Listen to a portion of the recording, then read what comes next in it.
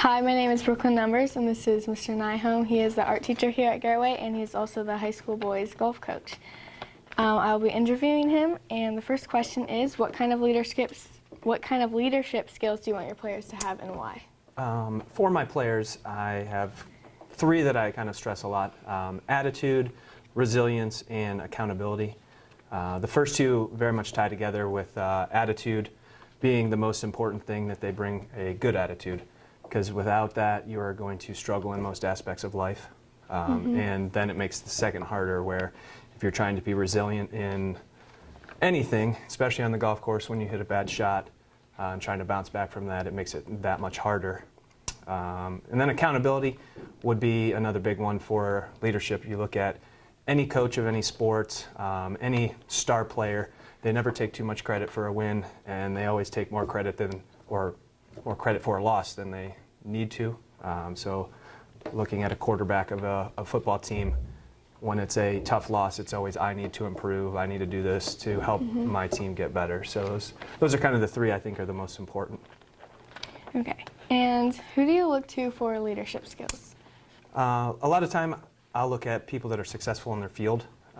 For my golf experience, obviously Mr. Taggart was one that I looked at. I was an assistant coach with him for a couple years, so I really got to see kind of how he ran things, and I used a lot of the same tactics and ways to improve the team that he did. And then in my art teaching, my mentor teacher when I was doing student teaching at Canton South was very successful in his teaching profession, and a lot of the same things go there. So I think it just goes down to who's successful in their field and looking kind of at what they do and stealing a little bit and making it yours.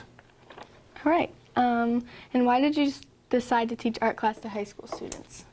Art class in middle school and high school is kind of where I found my home in school. I was kind of a kid that moved into my school district in middle school, so I was a little lost, you would say, but the art room kind of made me feel most at home, and that's where I found a lot of my passion. So that's kind of what I try and do for the high school kids here.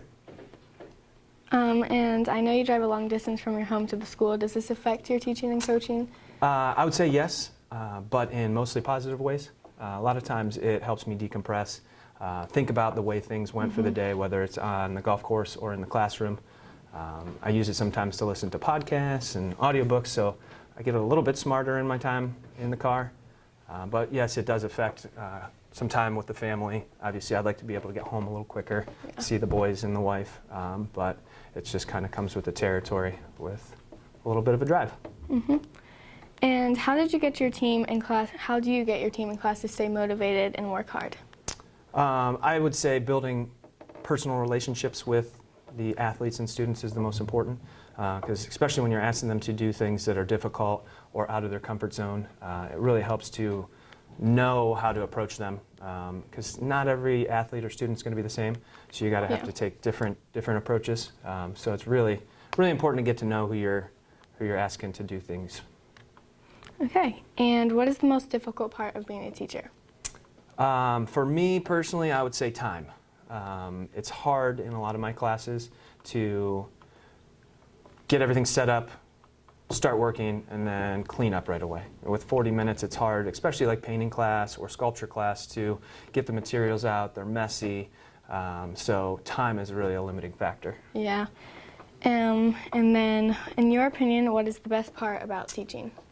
Best part about teaching for me is, since I don't teach the typical class, is that the students that struggle in those core classes, English, math, when they find success in my class, it really brings joy to me. They have that aha moment of, I can be successful. And sometimes it's hard for some students, especially the ones that struggle, to find success in the classroom. So that's, I would say, my best part of teaching for me.